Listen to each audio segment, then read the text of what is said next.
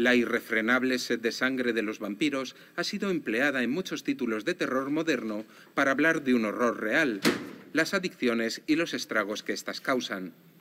Esperando la noche, debut en el largo de ficción de Céline Rousset, aborda nuevamente el tema de las dependencias y el desgaste que ocasionan no solo en el individuo,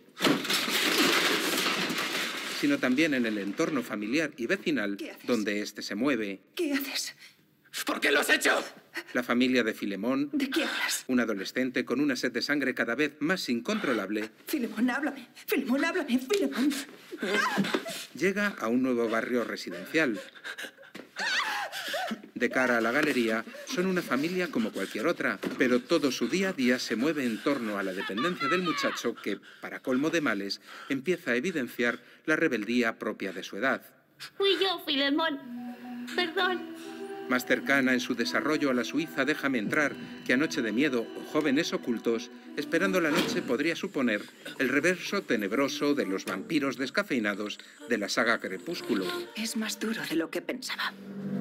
Pues dedica un tiempo preciado de su metraje a construir un drama romántico entre su inadaptado protagonista y su vecina, fascinada por la melancolía que éste destila.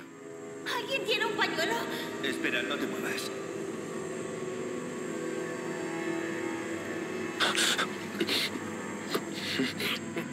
Con unos personajes más complejos de lo que acostumbra este género y unas excelentes actuaciones, Muérdeme. Esperando la noche viene a reafirmar la buena salud y las interesantes variantes que está ofreciendo el fantástico a la narrativa cinematográfica actual.